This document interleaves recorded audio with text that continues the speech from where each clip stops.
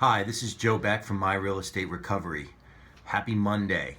I've been asked by a number of coaching clients to reach out in these videos and kind of describe a day in the life as to how I approach my own personal business so they can kind of frame how they might approach theirs. So, the purpose of today's video is to talk a little bit about how I plan out a week, what I look at, how I approach what it is that I have to do, because obviously, your individual activities have a big impact on your individual results. So the very first thing that I do at the beginning of every week, I usually actually do it on a Sunday evening before I start the work week. You could do it first thing Monday morning if it's how you want to approach it, is obviously I make a specific list of what needs to be accomplished. For real estate investors, it does depend a little bit on the type of investing that you're doing, what your individual market is, as far as the types of deals that you do. So let's just kind of touch base on some simple everyday things that you might do as a real estate investor. So if you are a successful real estate investor, you're probably taking a part in utilizing multiple strategies. Maybe you wholesale some deals, maybe you keep some deals that you end up flipping or recovering for a profit yourself, and maybe you're also building a rental portfolio along the way. So there's different things that you would do for each one of those strategies. So let's touch on a couple of what those individual things may be. So the first thing that you would do at the beginning of every week, obviously, is take a look at what the most important activities are for you to be doing. And if you're a real estate investor, it's actually pretty simple to know what the most important things are for you to be doing, okay?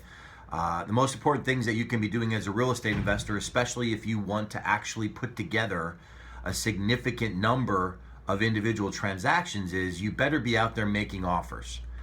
You better be making offers on real estate. You better be doing it consistently. Ideally, you're doing it with the help or the assistance of a qualified licensed realtor, to take advantage of a lot of the deals that are in the MLS. And I know the people out there that don't work with realtors regularly right now are cringing because they think that you can't get deals in the MLS. I'm telling you that almost 95% of the deals that I've done as a real estate investor have come right out of the MLS, right through a realtor. So I'm not saying you can't make money going directly to the seller. I'm saying that the average individual person doesn't have it in them to work hard enough to get enough volume that way to make their living as a successful real estate investor. And I know countless numbers of people that do use the MLS that are full-time investors, and that's how they make their money. So definitely you want to be making offers. You want to make as many offers as you can. If you're working with a realtor, make sure that if they invest time with you in looking at properties, you make those offers. So that's the first thing you better plan into every single day that you're doing as a real estate investor. Am I making offers? And if I'm not making them today, when am I making them this week? Because I need to be doing this consistently.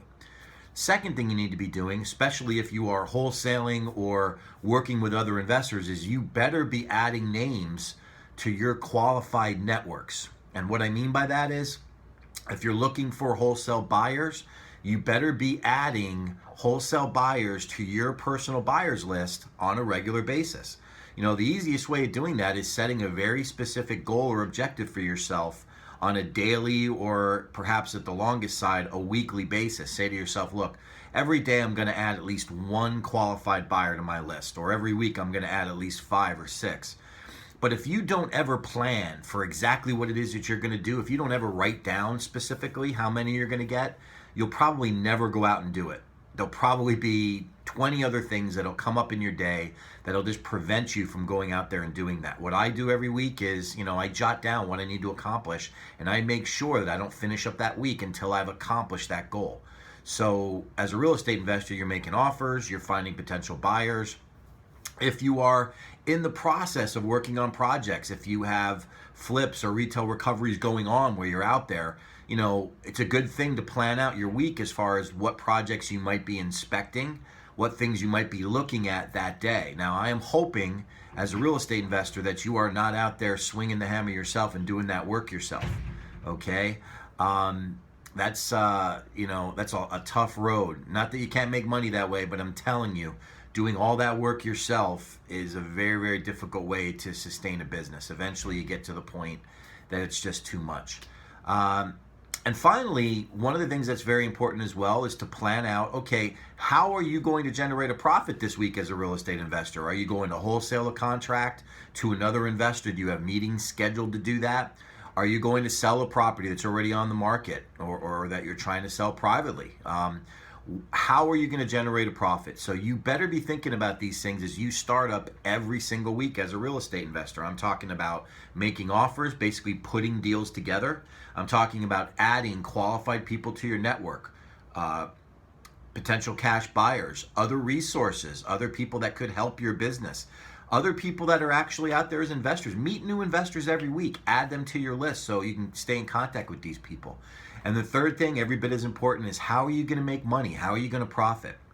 Now, if you're struggling with any of these things, if you're looking for a way to get better at doing those individual things, maybe it's time that you take a look at getting a coach involved with your business, somebody that can hold you accountable to doing some of those most important elements. Okay, I encourage you to take a closer look at our company, My Real Estate Recovery. Check us out on our website, www.myrecovery.com. This is Joe Beck with My Real Estate Recovery. I hope this video was helpful, and we'll talk to you soon. Take care.